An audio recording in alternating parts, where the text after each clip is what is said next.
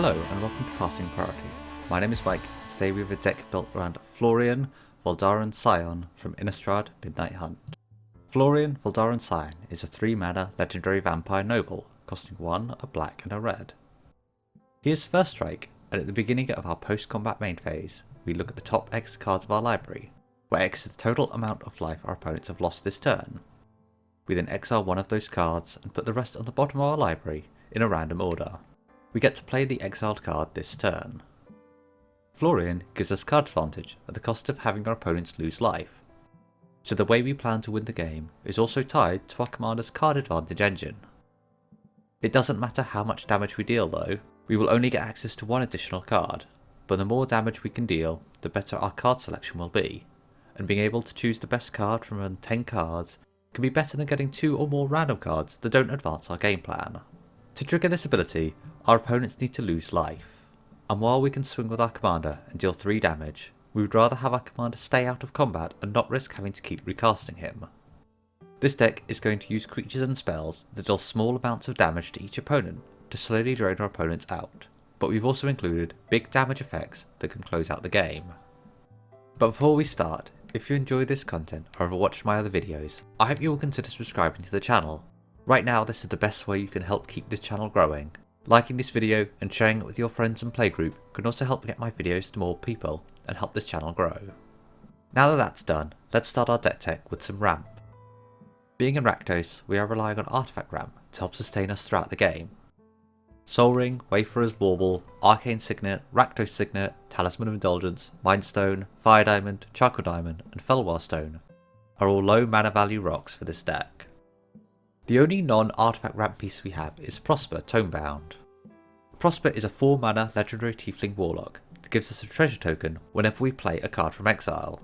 Our commander exiles the card we select with its ability, so Prosper will give us a token to help cast another spell the same turn, or we can build up treasures to cast a big spell later in the game. He also pulls Double Duty and exiles the top card of our library at the beginning of our end step, which we can play at any point until the end of our next turn. So Prosper is not only a ramp piece, but can help us get more cards, which leads us on to some of our card draw options. While Florian does give us access to an additional card each turn, if we can't get any damage dealt to our opponents, or if we've emptied our hand, we will need other ways to keep advancing our game plan. Faithless Looting, Thrill of Possibilities, and Tormenting Voice all give us some card filtering, ditching cards we don't need for cards that will help us in the moment. Night's Whisper, Painful Lesson, and Sign in Blood will all put cards in our hand at the cost of some life to us, but we have some card draw that works particularly well with our commander. Stormfist Crusader does give each player a card at the beginning of our upkeep, but at the cost of 1 life per player. But with 4 players and 3 opponents, that's 3 cards we look at each turn. Plus this knight is a 2/2 with Menace, so we may be able to get in for damage and take that number up to 5. Crushing Disappointment will have us draw 2 cards and drain each player for 2. So with Florian, that's 6 cards we can look at in our post-combat main phase and get an additional card. Browbeat and Risk Factor will both have our opponents choose whether they want us to have more cards or take damage.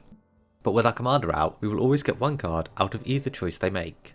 And talking about Bad Deals, Bad Deal is a costly 6 mana to cast, but draws us 2 cards and has our opponents discard 2 cards and drain each player for 2 life. Again, that's another 6 cards we could look at in our post-combat main phase. Our last card we have is Xantcha, Sleeper Agent. This 3-mana 5/5 minion will enter the battlefield under an opponent's control. She must attack each combat if able and cannot attack us. She also has an activate ability that any player can activate. This ability will drain Xantcha's controller and have the person using this ability draw a card. While we need to use this on our turn to get it to trigger our commander, if our opponent chooses this ability, it will help keep lowering life totals.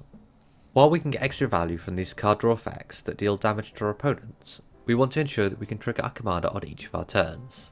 One of the ways we can do this is to use a creature that can consistently damage our opponents. So this deck runs a number of pingers that hit players.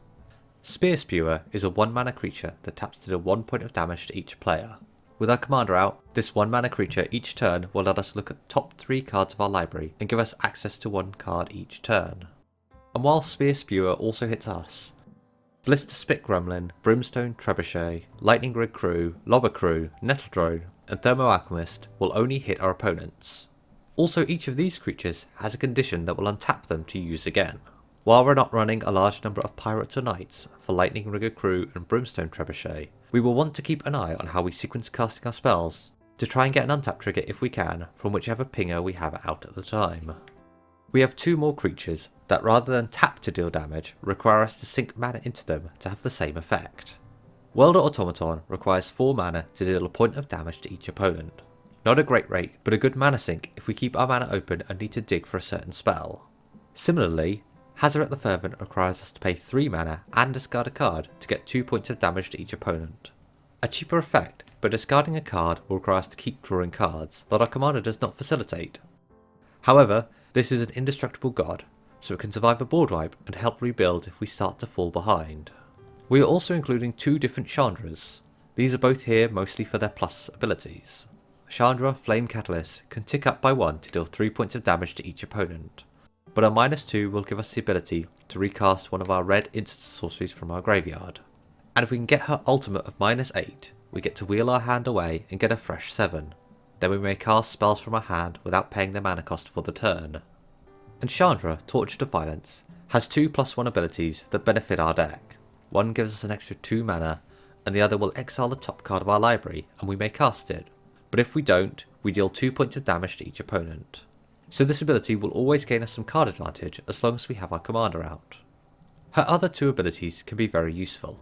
At -3 we have some creature removal, but if we can get her -7 emblem, we will be able to deal 5 damage to any target with each spell we cast, helping us dig further into our deck. And while not pinging damage at our opponents, we have some cards that will cause them to lose life instead. Vampire Neonate is very similar to our pingers. This creature has each opponent lose a life, and we gain a life for 2 mana and tapping itself. Sanctum of Stone Fangs will drain each opponent for 1, and we gain 1 each turn in our pre-combat main phase, being the only shrinary one in this deck. And Retreat to Hagra will do the same whenever we hit our land drop. Court of Ambition introduces the monarchy into the game, and giving people a reason to swing at each other and keep lowering life totals is exactly what we want.